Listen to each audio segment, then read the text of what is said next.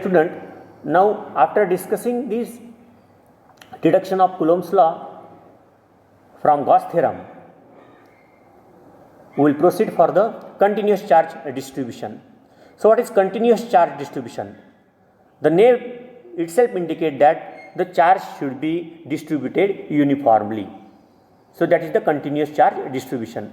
So any charge which covers a space with dimensions much less than its distance from an observation point can be considered as a point charge. So this is the basic definition of you can say how you have to consider a point charge.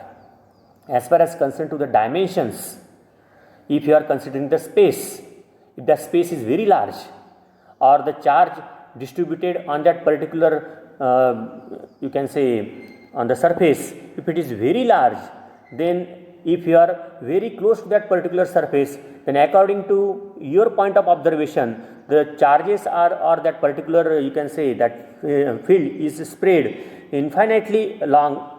So that time that charge is treated as a point charge. So ultimately the definition of point charge is nothing but what? It is very very small as far as consider the dimensions, okay, where the point of observations are there. So system of closely spaced charge is said to be a continuous charge distribution. So this is very important. A system of closely spaced charge is said to be a continuous charge distribution. It is useful to consider the density of a charge distribution as we do for the density of solid, liquid and gases. So in this continuous charge distribution, first of all we are having the line or linear charge distribution. The name itself indicates line or linear. That means in a straight line, okay, the charge should be distributed. So line or linear charge distribution is denoted by a symbol lambda here. If the charge is distributed over a straight line or over the circumference of a circle or over the edge of the cuboid, etc., then the distribution is called as a linear charge distribution.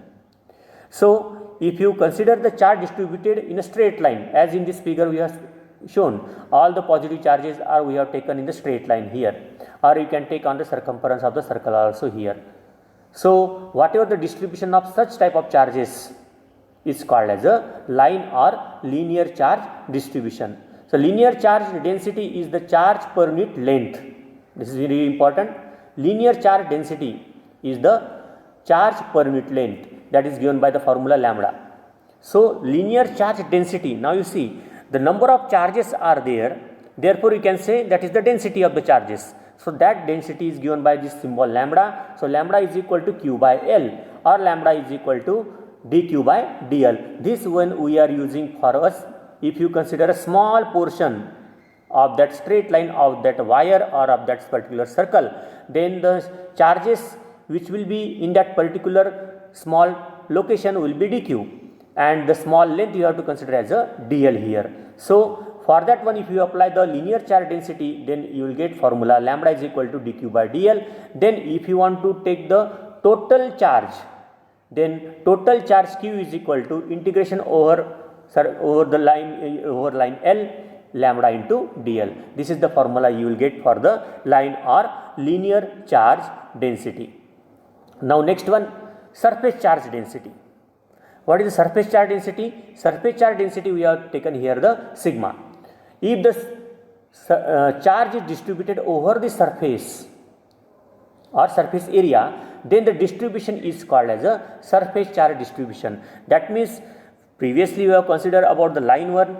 That means the charges should be uniformly distributed over a line, over a circumference, etc. Now if you are taking the surface charge density, then you should have a surface, and on that surface the charges should be distributed. So charges distributed over the surface, here you can say it is called as a surface charge density. So surface charge density is the charge per unit time, and its SI unit is coulomb per meter square. So you can say here, now if you are having a sheet here and on that one the charges are distributed, so ultimately the surface charge density of this charge is given by sigma is equal to q by s, that is charge per unit surface area, that is S means surface area. So charge per unit surface area is called surface charge density. And if you take a small portion over that surface where the charges are distributed, that is number of charges are dq, that means very small number of charges are distributed over that particular surface, then you can say that, and over that surface, that is ds is that surface area element, you can say. So on that particular surface the number of charges distributed are dq, therefore you can write surface charge density is equal to dq by ds. And if you want to take the whole charge or whole surface area, then the total charge q is equal to integral over surface s, that is sigma ds. Just you have to take the integration of these things, you will get the total charge. So total charge on the surface is given by this equation. Now dear friends, third one, volume charge density, that is denoted by rho. Volume charge density is denoted by rho. So since the name itself indicates the volume, that means you should have a 3-dimension figure. So I have shown here a 3-dimension figure, that is cuboid here, and on this cuboid the charges are distributed uniformly. So I have to find the volume charge density, how much charges are there in this particular figure, or you can say 3-dimensional figure, sorry, or you can say in this particular volume. So if the charge is distributed over a volume, then the distribution is called as a volume charge distribution. So in that particular volume, how the charges are distributed, that is called as a volume charge distribution. So volume charge density is the charge per unit volume. As previously, charge per unit surface area, charge per unit length, then here you can say charge per unit volume. So rho is equal to q by v. Now in this particular figure, here in this cuboid, you can say if you consider a small portion, small volume, then over that volume, if dq are the charges distributed and dv is the volume of that small element, then you can write rho is equal to dq by dv. So if you want to find the total charge or total charge on volume, then q is equal to integration over volume v rho dv. You will get here this formula.